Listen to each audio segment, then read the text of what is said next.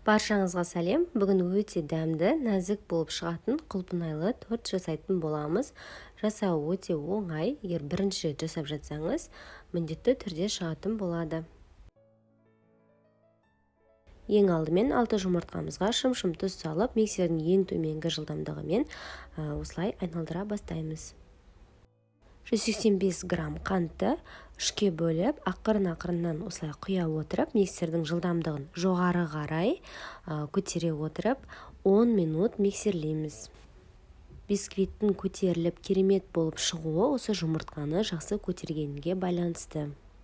Жұмыртқа алмасымызға електен өткізілген ұнымызды азыдан осылай қосып, қасықпен араластырып отырамыз. Қасықпен араластырған уақытта төменнен жоғарыға қарай миксерсіз, яғни қасықпен ғана араластырамыз. Сақиналы форманы фольгамен орап, екіге бөліп пісіріп аламыз.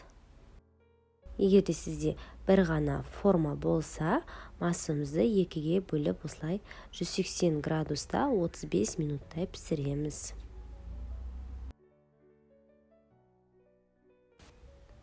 Піскен бисквитіміздің фольгасын алып, осылай теріс қарай қойып, суытамыз. Суығаннан кейін барып, бисквитімізді аламыз. Екінші бисквитті пісіріп аламыз. Піскен бисквиттерімізді пакетке орап, тоңазытқышқа 3-6 сағатқа дейін қойып қоямыз.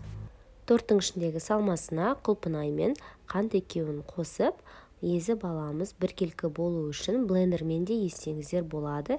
Газға қойып, бір рет бұрқ еткенге шейін қайнатып аламыз. Қайнағаннан кейін бірден алып, суытып қоямыз.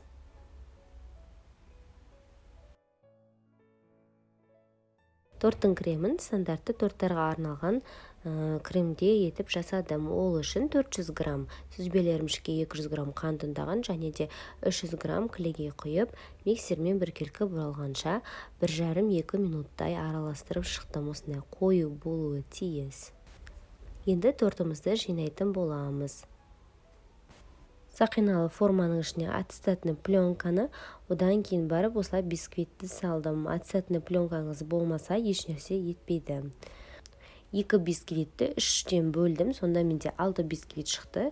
Бисквиттің үстіне крем жағып, одан кейін құлпынай салмасын саламыз.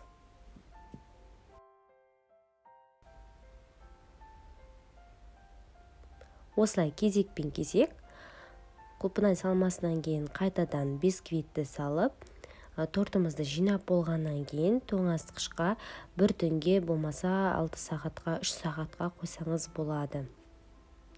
Бетін міндетті түрде жауып қоюымыз керек.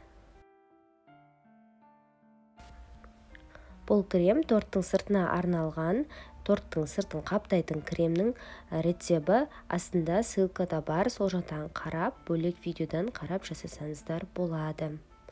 Неке тортымыз кішкене біркелкі болды. Енді сыртын қаптап шығамыз. Тортты қалауыңыз бойынша әсемдей берсеңіз болады. Мен құлпынаймен және шоколадпен әсемдеп шықтым. Дәмі өте керемет, нәзік болып шықты. Жасап көріңіздер. Торттың ортасынан кескен кезде осындай, яғни қызғылт, ақ түсті болып, нәзік торт болып шықты.